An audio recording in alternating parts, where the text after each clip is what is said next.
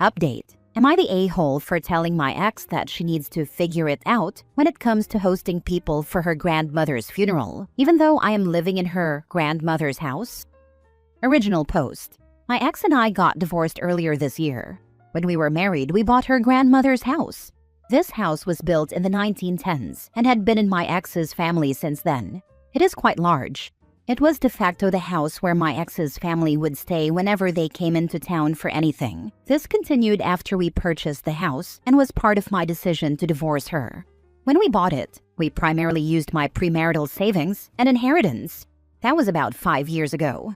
When we got divorced, the court determined that the bulk of the house, 90%, belonged to me, in accordance with our post-nuptial agreement.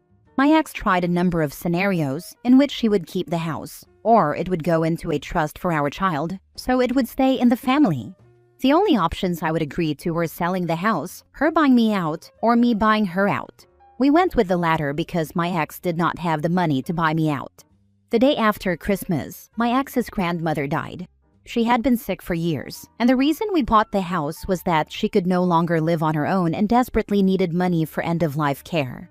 Anyway, yesterday afternoon, my ex's cousin showed up at the house with his family. He drove into town for the funeral on Thursday. Apparently, he and his sister texted my ex and said they would be staying at the house, an insider family term for my house, and she indicated she was okay with that. I called my ex and asked her why she volunteered my house to host people. She apologized and said she had been running around getting things done for the funeral. However, she asked if I would be willing to host because they really do not have space for people without using the house. I told her no, and that they needed to get hotels or make other arrangements. She said they do not have the money to get everyone hotels and that people are struggling financially. She added that there is plenty of extra room in the house and that they could stay in the finished basement with their own bathroom, kitchen, entrance, and exit. I told her no. She got quite upset and hung up on me. I told the cousin and his family that they could not stay. Am I the a-hole? Edit. People seem to be assuming the house was discounted to us when we bought it. It was not. It had been on the market for a year, and the price had been reduced multiple times, with no offers at the listed price. We bought it for the initial price it was listed at, which was the appraisal price. My personal preference was that my ex buy me out of the house. She did not have the money to do so. My next preference was to sell the house. My ex begged me to keep the house, so I agreed. The trust idea she proposed would have meant putting the house in a trust with a life estate for me and the remainder going to my son. This would effectively prohibit me from selling the house. I have no intention of selling now, but I refuse to put myself in a position where I cannot sell in the future if I decide I need to. However, I do have a trust for my son, now 3 years old, in which he will inherit my assets at the time of my death. Now for the top comments before reading the update. I am baffled as to why on earth your ex signed a post-nup that would endanger the family home. It is the only way I would agree to purchase the house. Otherwise, her parents were selling it to the highest bidder because her grandmother needed the money. Oh, I see why you got divorced now. So I can have this house that is apparently hard to sell, old and requires tons of maintenance? Nope. Much rather have my money out of this house and buy something smaller. Sounds like your wife has maybe not told her family that the house isn't owned by her anymore. This is probably it right here. She may have thought if she could sneak this one by, no one would be visiting anymore with Grandma gone, and they would never need to know that she lost their house. Well, the family can put up the money together and buy it from OP collectively. The audacity of some people. She didn't even ask. People just showed up on your door that she had already told could stay in your house. Not the a-hole. Probably because she knew the answer. Maybe she hoped OP would buckle under the social pressure. Now for the update 3 weeks later. A number of people have asked for an update. Not much happened until a few days ago. On Saturday, one of my ex's cousins, not the one who showed up at my door, we'll call him Dave, texted me. As you probably guessed from my original post, I do not have the best relationship with my ex's family. This was also true while we were together. However, I did have a good rapport with this particular cousin. Apparently, my ex and a number of other family members had been talking badly about me in the family group chat. Dave reached out to get my side of things, but said he understood if I did not want to talk. I called him and relayed much of what I said in my original post and comments. What I learned from my conversation with Dave is: 1. My ex told her family after the divorce that she still co-owned the house with me. 2. She told them that I do not abide by the court's order regarding expenses for our son and that she cannot afford a lawyer to fight me on it. I set the record straight on both accounts. I own 100% of the house and bought her out of her 10% share. I also pay 100% of the medical costs and child care or education costs for our son as ordered by the court. In addition, I pay more than the court-ordered amount for child support. We talked a little more to catch up, and I thought nothing of it. Apparently, Dave decided to share the details of our conversation in the family group chat. I received a long angry text from my ex about what Dave said in the group chat and that she wanted to talk. We talked yesterday. She expressed how frustrated she is with everything and said that she was, and still is, willing to do whatever it takes to make our relationship work. She said that if I am not willing to try to make it work, the least I could do is work with her so she can pay me off over time for the house. Put the house in a trust for our son so it stays in the family, and not badmouth her to her family. I reiterated that there are no circumstances under which I would want to be with her, not least because she is actively lying about me and our divorce to her family. I also restated that I will not let her pay me off for the house, because it would take her decades to repay the amount of money I have put into it, even without interest. I will not put the house in a trust because the type of trust she wants is specifically designed to prevent me from selling the house in the future if I need to do so. I also stated that I did not ask Dave to share any of our conversation and that everything I said to him was 100% factual. I told her that, moving forward, I will do no more than what I am legally obligated to do for her. I will only pay the legally required amount of child support and not a cent more. I will put the extra money I was paying toward the funds I was already setting aside for our son. If she wants to buy the house, she can do so at fair market value. Otherwise, I will sell the house if and when I feel it is appropriate for myself and our son, regardless of what she or her family want. If and when I sell it, I will get the highest price possible, regardless of whether the buyer is part of my ex's family. And if her family continues to be a problem about the house, it will probably be sooner rather than later. She left angry, but that is where things stand. Was the postnup time or condition based? Did you both have separate lawyers look it over? How long were you married? So many questions. Did she work? Did all her family take Dave's version over hers? She put up none of her own money to pay for the house. Yes, we had separate lawyers, not time or condition based. We were married almost 6 years. She worked part-time and went to school, which I paid for. I have no idea what version the family believed. Good for you. This was a nice update. I hope she felt embarrassed having her lies called out in the group chat like that. She won't feel shame or embarrassment, just anger at being called out publicly.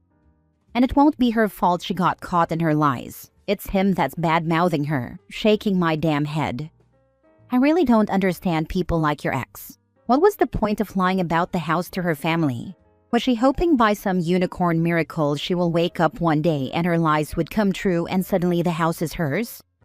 Some people really don't think about the consequences of their actions. She wanted emotional validation for hating OP and said whatever she needed to get that from her family. Now reality is knocking and she's freaking out because the delusional bubble burst. My sister does the same thing. I'm as low contact as possible while trying to safeguard her kids. Next story. Am I the a-hole for refusing to give my boyfriend access to my bank account, even though he says no secrets is how adults do it? I'm 27 female, and my boyfriend is 30 male.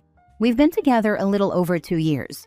We live together and split bills pretty evenly, with no shared accounts. I make a bit more than him, about $15,000 a year more, but he has a stable job and pays his part on time. The conflict started this week when he told me he wants us to be fully transparent financially because we're talking about getting engaged this year. I thought he meant sitting down, pulling credit reports, talking about goals, things like that. Instead, he asked for my online banking login so he can see everything in real time. I laughed because I honestly thought he was joking. He wasn't. He said couples who plan a future shouldn't have private money, and that if I'm refusing, it means I'm hiding something. I told him I'm not hiding anything. I just don't want another person able to move money around or look at every grocery purchase I make at 11 p.m. He said he wouldn't touch anything and that he just wants visibility. I offered a compromise. We could make a shared spreadsheet. I could show him statements once a month, or we could open a joint account just for rent and bills and both put in our share. He got irritated and said that's not the same, and that my compromises are basically me keeping a wall up. Then he dropped a line that made my stomach flip. If you trust me enough to sleep next to me, you should trust me with a password. I said that's not how trust works, and I pointed out that I don't have his passwords either. He said I can have them anytime, and acted like that proves he's the only reasonable adult in the room. I asked why he suddenly needs this now. He said he doesn't want to find out later that I have debt, that I'm sending money to someone, or that I'm buying things I shouldn't. That felt gross, like I was being pre-accused. I told him I have no debt besides my student loans, my credit is fine, and I've never hidden purchases. He said he believes me, but he wants receipts. Those were his exact words. I told him no, and that if he keeps pushing, I'm going to start wondering what he is trying to keep track of, because demanding my login isn't normal. He got quiet and then went cold, polite angry. He said I'm making a simple thing into a big deal, and acting like he's some kind of thief. Since then he's been sulking, and making little comments like, must be nice having a private life, and guess we're not at that level.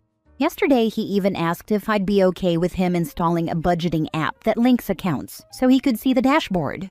Same answer, no. Now he says I'm sabotaging our future and that I'm being controlling by not letting him in. I feel like I'm losing my mind because I'm not saying we can't talk about money. I'm just saying I'm not handing over access to my actual bank account. So, am I the a-hole for refusing and digging my heels in on this? Not the a-hole. Your boyfriend wants to tap into your bank accounts. For what it's worth, my partner and I share a home, vehicles, bills, friends, joys, troubles, and inside jokes, but not account information or access. Yep, been married for a long time, and I know some login information that has been willingly given, but bank account logins are sacred. Even on joint accounts, we have our own. This guy is sus, and I'm wondering what he's trying to hide, making projection look like the next Olympic sport. This sounds like the way one of my classmates discovered her spouse had a gambling addiction. Same. A friend of mine is a high earner. Her husband made bank too, but not on her level. 2 kids together, long marriage. Then he started taking control of their retirement accounts. She trusted him and thought it helped his sense of pride because she was worried about emasculating him by being the higher earner. Well, that dude gambled away millions of their retirement. They're getting a divorce, and she felt sorry for him because his broke ass was living in a motel, while she and the kids lived in the home. So she paid him half of what their house would be worth so he could get a condo, even though their divorce settlement didn't decree it because he obviously lost all their assets. Unsurprisingly, he lost that money too. Last story. Am I the a-hole for sticking my freshly single mom with $20,000 of debt? I, 19 male, have been paying off a car loan from my mom, 40 female, since I turned 16. She gifted me a new current year 2022 Nissan Sentra for my birthday. I foolishly never asked how much she signed for because I assumed that her financially knowledgeable boyfriend at the time would know what he was doing at the dealership. He did not. The original MSRP for my car capped at around $20,000, but they walked away with a $40,000 car loan. They put nothing down and had a 10% interest rate because my mom's credit was bad and she had no job. Even accounting for that, the math never made sense to me. The monthly payments were $510. I didn't care at first because the original deal was that my mom's boyfriend and I would split the monthly payment. That lasted all of 3 months, after which I was stuck paying the entire amount and have been ever since. About a year ago, I went to the bank with my mom to try to transfer the loan from her name to mine. But since the interest would be recalculated and add about $10,000 to the loan, we both agreed not to do it. I moved out at 18 and now live with a roommate, but bills have been tighter. My girlfriend's mom suggested that I look for a new car that's more within my budget, and I found a used 2025 Corolla with 10,000 miles for $18,000. a better car for cheaper than what I would still be paying on my current one. I told my mom that I was planning to get a new car and that if she wanted to sell my current car, that would be her decision. She lost it, saying it's my responsibility, that it was a gift, and that she saved me $10,000 by not transferring the loan. The biggest issue is that she's freshly divorced and looking for a job to support her two younger daughters. I told her she could sell the car for about $14,000 to $15,000, but she refuses and is demanding that I drain my savings to pay for a car I never agreed to pay for, and that was ultimately the result of their terrible financial decision. On one hand, I don't feel like I owe her anything, and I've never truly gotten along with my mom, so it is what it is. On the other hand, I feel guilty for kicking her while she's down. I'm looking for unbiased opinions. Thank you. Go park the Sentra in her driveway, hand her the keys, and walk away. You let her problems become your problems. This is your out. I'm giving you the car back, Mom. Happy birthday. How is the car a gift if you are paying for it? As said, take it back and give her the keys. It will be hard to do, but this is her problem for buying something she couldn't afford and then letting you pay for it. As long as your name is not on the loan or title, it's not your car. It's her car, and her boyfriend's if he's on the loan or title, which makes it her obligation, not the a-hole. Nope, the car is not tied to me at all, aside from my insurance that lapses tomorrow and it being in my driveway. You might want to think about not letting the insurance lapse. If you do and you are uninsured for any amount of time, even when not owning a car, insurance companies count that against you, and your rates will be even higher when you do get insured again. You're saying to reinsure my Sentra and then transfer it to my new car? Yeah, or ask your insurance agent about a cheaper policy for you when you don't own a car to maintain coverage. Sounds good. Thank you, men. God bless you.